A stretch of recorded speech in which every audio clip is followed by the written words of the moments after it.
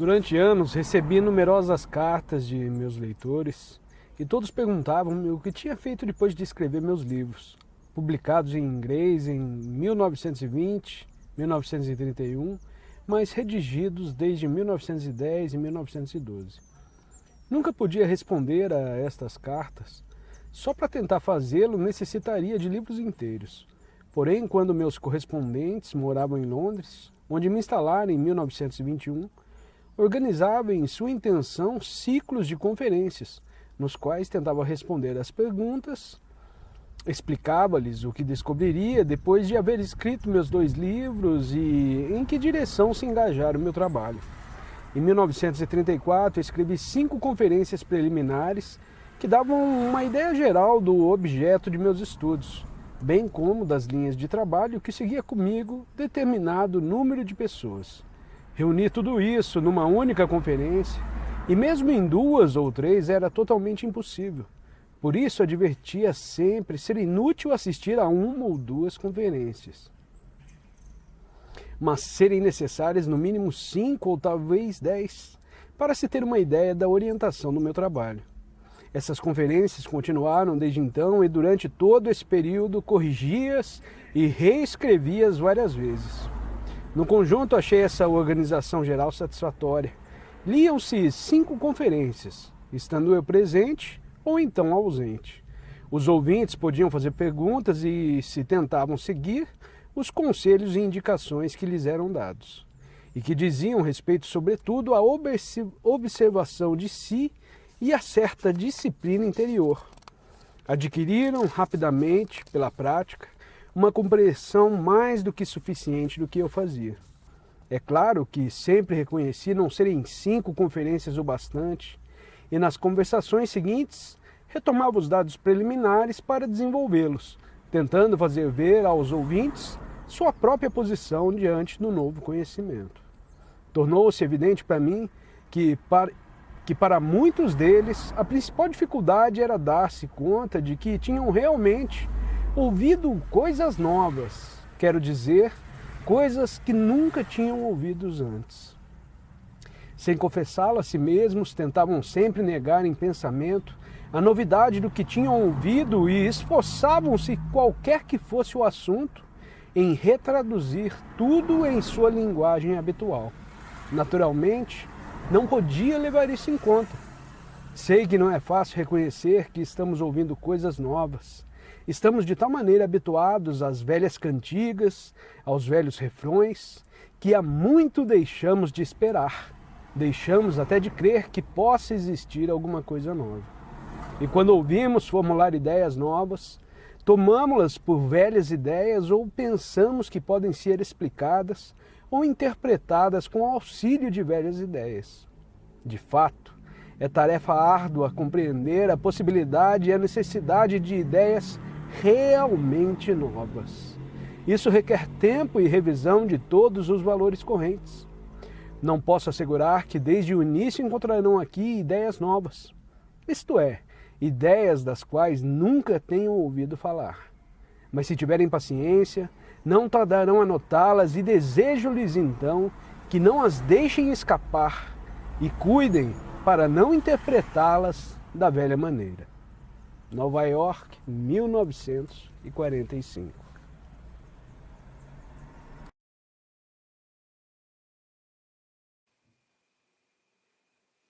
Obrigada por ter assistido a este vídeo e não se esqueça de se inscrever no canal e recomendá-lo, além de deixar seu comentário sobre o assunto para que possamos realizar um ótimo diálogo que nos ajude a compreender melhor o assunto.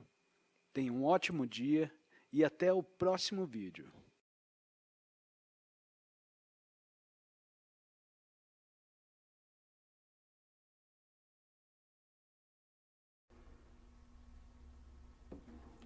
Primeira conferência. Vou falar do estudo da psicologia, mas devo preveni-los de que a psicologia a que me refiro é muito diferente do que possam conhecer por esse nome. Antes de tudo, devo dizer que nunca no curso da história a psicologia se encontrou em nível tão baixo. Perdeu todo o contato com sua origem e todo o seu sentido. a tal ponto que hoje é difícil definir o termo psicologia. Isto é, precisar o que é a psicologia e o que ela estuda. E isso, apesar de no curso da história jamais se ter visto tantas teorias psicológicas nem tantos livros sobre psicologia. A psicologia é às vezes chamada uma ciência nova, nada mais falso. Ela é talvez a ciência mais antiga. Infelizmente, em seus aspectos essenciais, é uma ciência esquecida. Como definir a psicologia? Para compreender isso, é preciso dar-se conta de que, exceto nos tempos modernos, a psicologia jamais existiu com seu próprio nome, por vários motivos. Sempre foi suspeita de apresentar tendências falsas e subversivas, de caráter religioso, político ou moral, e sempre teve que se ocultar sob diferentes disfarces. Durante milênios, a psicologia existiu com o nome de filosofia. Na Índia, todas as formas de yoga, que são essencialmente psicologia, são descritas como um dos 6 sistemas de filosofia.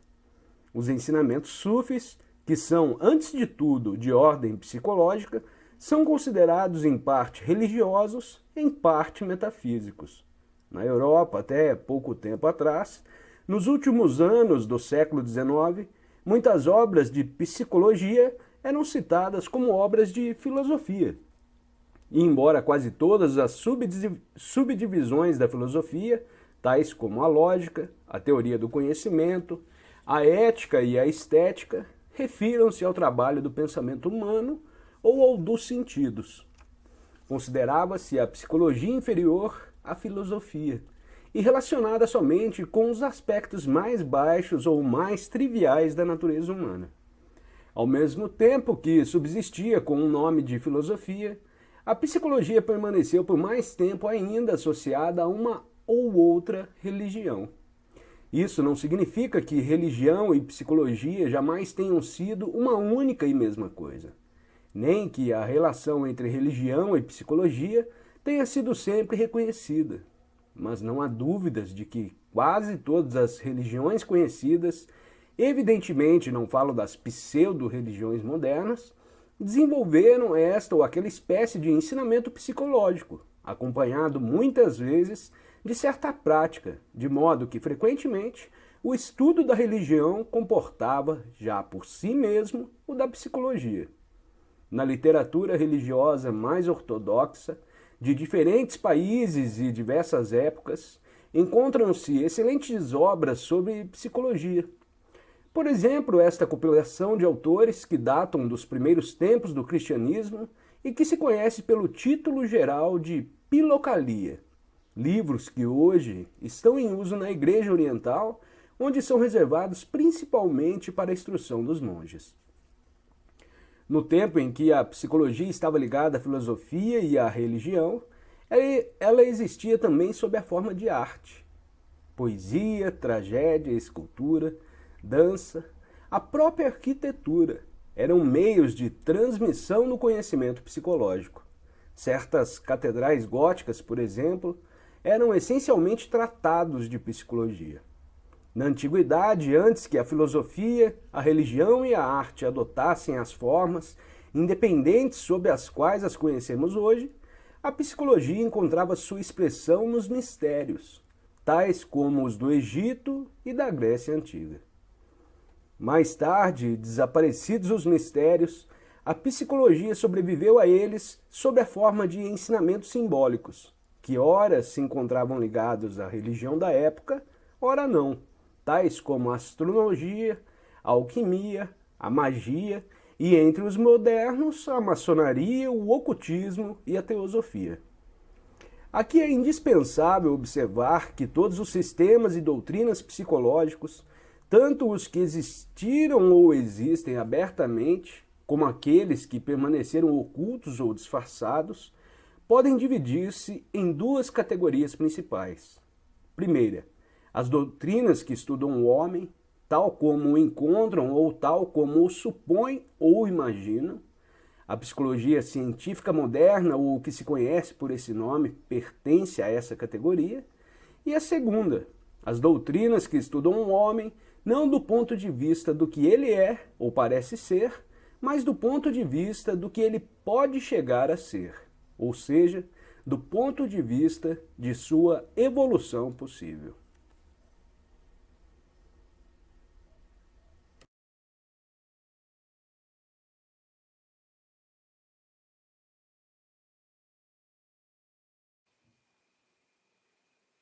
Obrigada por ter assistido a este vídeo e não se esqueça de se inscrever no canal e recomendá-lo, além de deixar seu comentário sobre o assunto para que possamos realizar um ótimo diálogo que nos ajude a compreender melhor o assunto. Tenha um ótimo dia e até o próximo vídeo.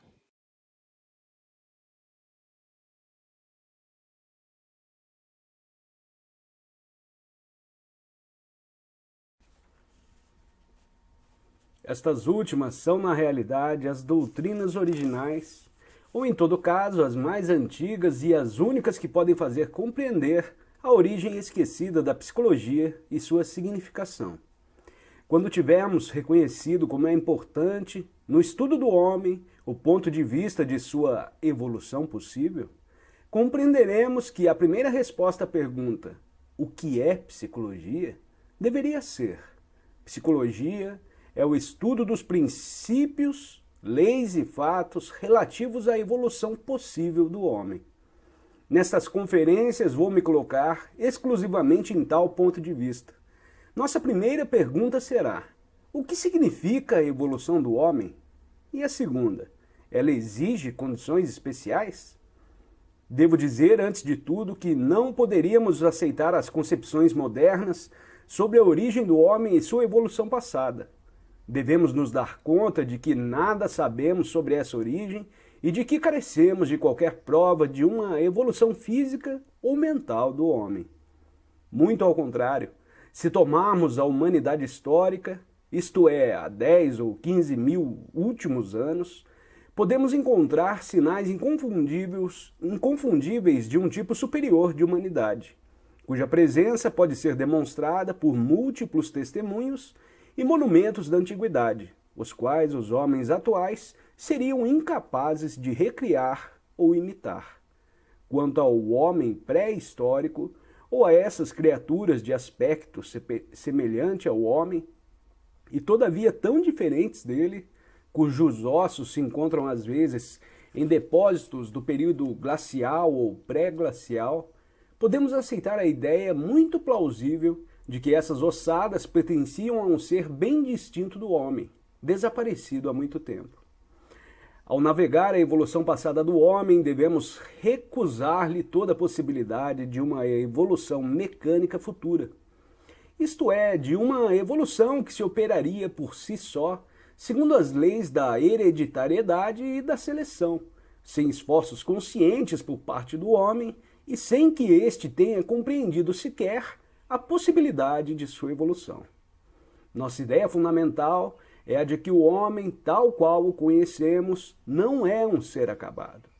A natureza o desenvolve até certo ponto e logo o abandona, deixando-o prosseguir em seu desenvolvimento por seus próprios esforços e por sua própria iniciativa. Ou viver e morrer tal como nasceu, ou ainda degenerar e perder a capacidade de desenvolvimento. No primeiro caso, a evolução do homem significará o desenvolvimento de certas qualidades e características interiores que habitualmente permanecem embrionárias e que não podem se desenvolver por si mesmas. A experiência e a observação mostram que esse desenvolvimento só é possível em condições bem definidas, que exige esforços especiais por parte do próprio homem e uma ajuda suficiente por parte daqueles que, antes dele, empreenderam um trabalho da mesma ordem e chegaram a um certo grau de desenvolvimento, ou pelo menos a um certo conhecimento dos métodos.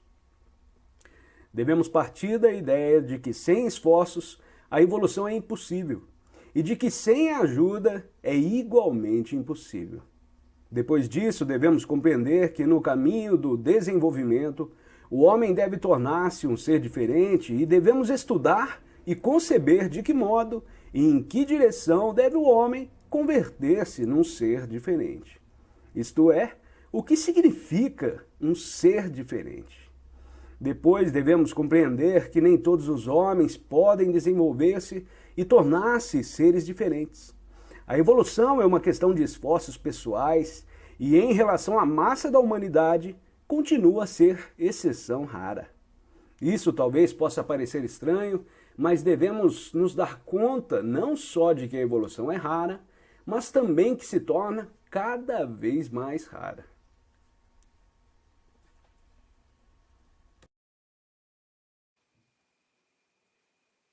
Obrigada por ter assistido a este vídeo e não se esqueça de se inscrever no canal e recomendá-lo, além de deixar seu comentário sobre o assunto para que possamos realizar um ótimo diálogo que nos ajude a compreender melhor o assunto.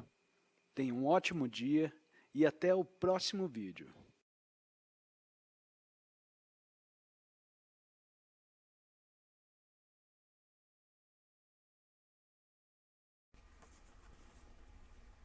Isso, naturalmente, provoca numerosas perguntas. O que significa esta frase? No caminho da evolução, o homem deve tornar-se um ser diferente? O que quer dizer um ser diferente? Quais são essas qualidades e características interiores que podem ser desenvolvidas no homem e como chegar até elas?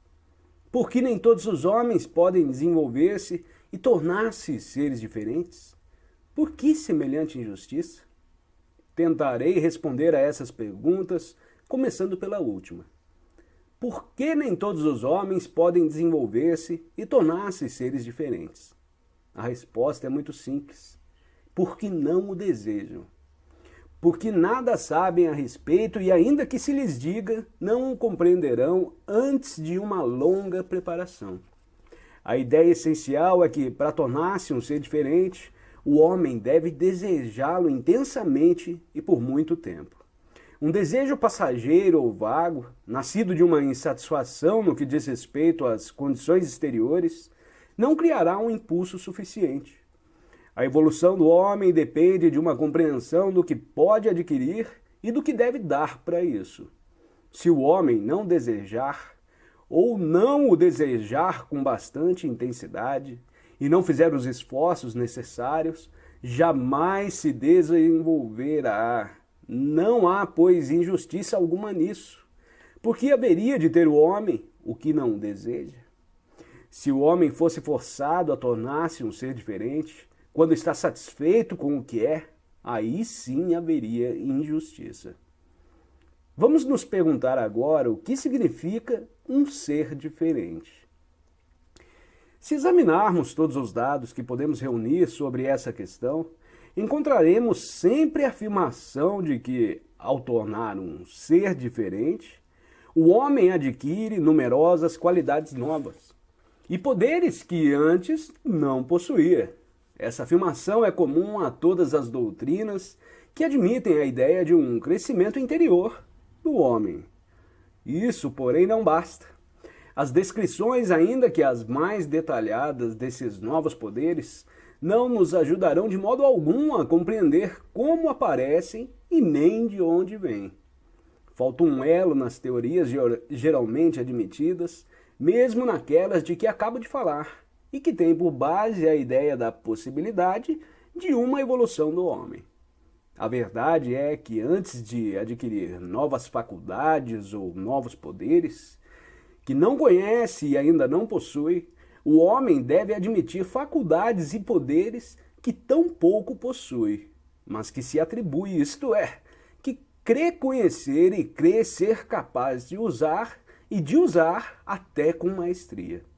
Esse é o elo que falta e aí está o ponto de maior importância. No caminho da evolução definido como um caminho baseado no esforço e na ajuda, o homem deve adquirir qualidades que crê já possuir, mas sobre as quais se ilude.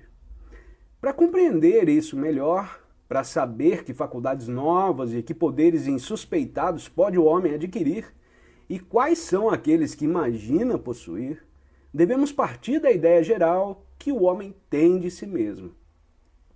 e nos encontramos de imediato ante um fato importante. O homem não se conhece. Não conhece nem os próprios limites, nem suas possibilidades. Não conhece sequer até que ponto não se conhece. O homem inventou numerosas máquinas e sabe que às vezes são necessários anos de sérios estudos para poder servir-se de uma máquina complicada ou para controlá-la.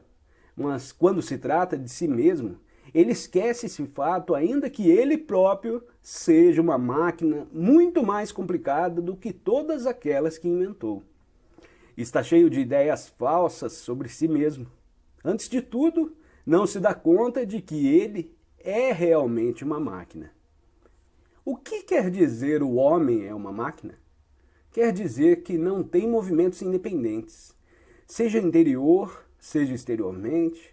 É uma máquina posta em movimento por influências exteriores e choques exteriores. Todos os seus movimentos, ações, palavras, ideias, emoções, humores e pensamentos são provocados por influências exteriores. Por si mesmo e tão somente um autônomo com certa provisão de lembranças de experiências anteriores e certo potencial de energia em reserva. Devemos compreender que o homem não pode fazer nada. O homem, porém, não se percebe disso e se atribui a capacidade de fazer. É o primeiro dos falsos poderes que se arroga. Isso deve ser compreendido com toda clareza. O homem não pode fazer nada. Tudo o que crê fazer na realidade acontece. Isso acontece exatamente como chove, neva ou venta. Infelizmente, não há em nosso idioma verbos impessoais que possam ser aplicados aos atos humanos. Devemos, pois, continuar a dizer que o homem pensa, lê, escreve, ama, detesta, empreende guerras, combates e etc. Na realidade, tudo isso simplesmente acontece. O homem não pode pensar, falar, nem mover-se como quer. É um marionete, puxada para cá e para lá por fios invisíveis. Se compreender isso, poderá aprender mais coisas sobre si mesmo e talvez então tudo comece a mudar para ele. Mas se não puder admitir, nem compreender sua profunda mecanicidade, ou não quiser aceitá-la como um fato, não poderá aprender mais nada e as coisas não poderão mudar para ele.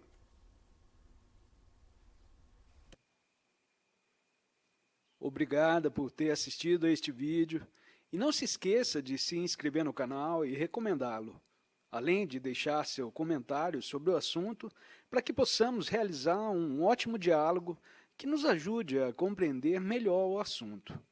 Tenha um ótimo dia e até o próximo vídeo.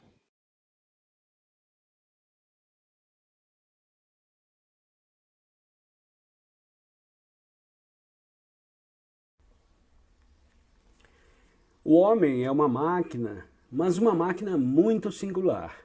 Pois se as circunstâncias se prestarem a isso, e se bem dirigida, essa máquina poderá saber que é uma máquina. E se der conta disso plenamente, ela poderá encontrar os meios para deixar de ser máquina.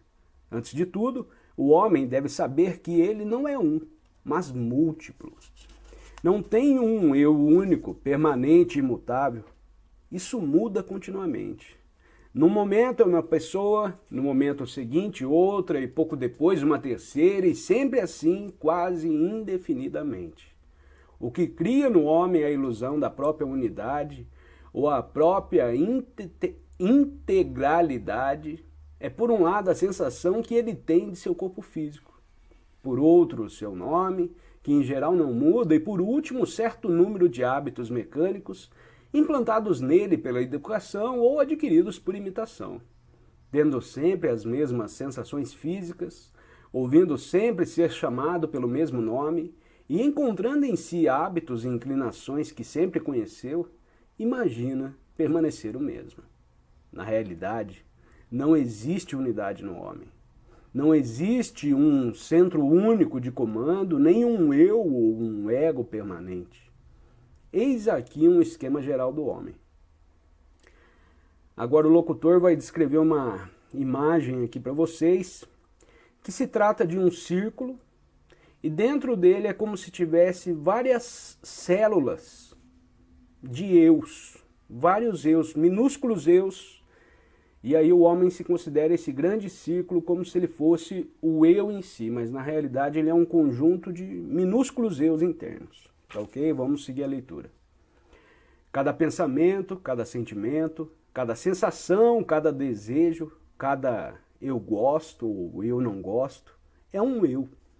Esses eus não estão ligados entre si e nem coordenados de modo algum. Cada um deles depende das mudanças de circunstâncias exteriores e das mudanças de impressões. Tal eu desencadeia mecanicamente toda uma série de outros eus. Alguns andam sempre em companhia de outros, e não existe aí, porém, nem ordem, nem sistema. Alguns grupos de eus têm vínculos naturais entre si. Falaremos desses grupos mais adiante.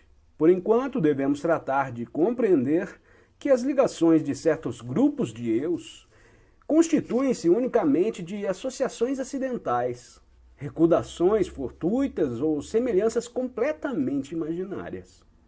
Cada um desses eus não representa em dado momento mais que uma ínfima parte de nossas funções.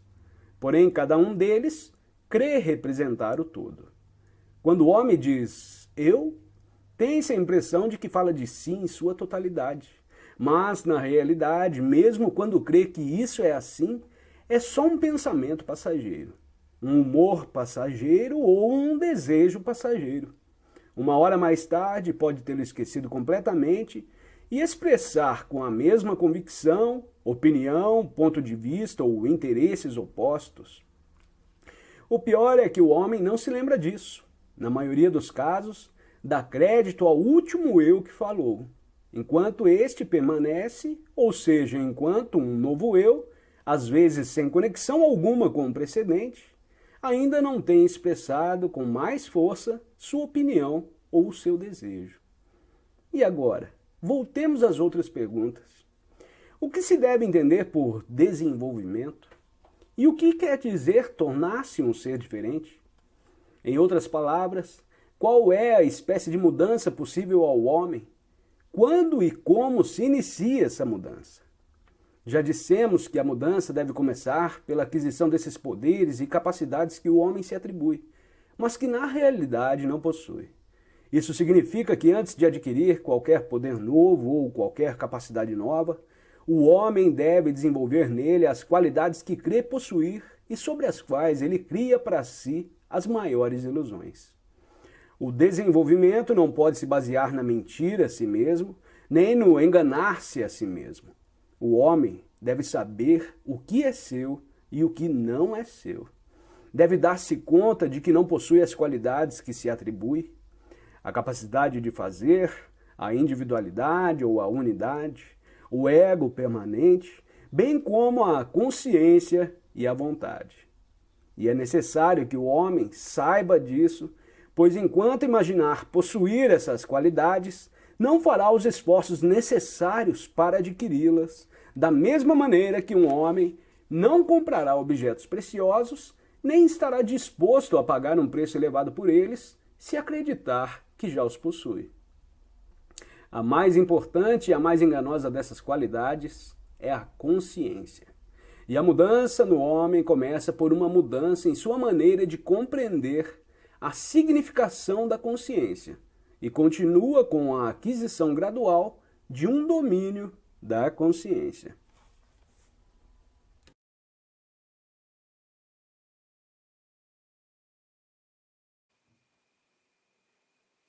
Obrigado por ter assistido a este vídeo e não se esqueça de se inscrever no canal e recomendá-lo, além de deixar seu comentário sobre o assunto para que possamos realizar um ótimo diálogo que nos ajude a compreender melhor o assunto.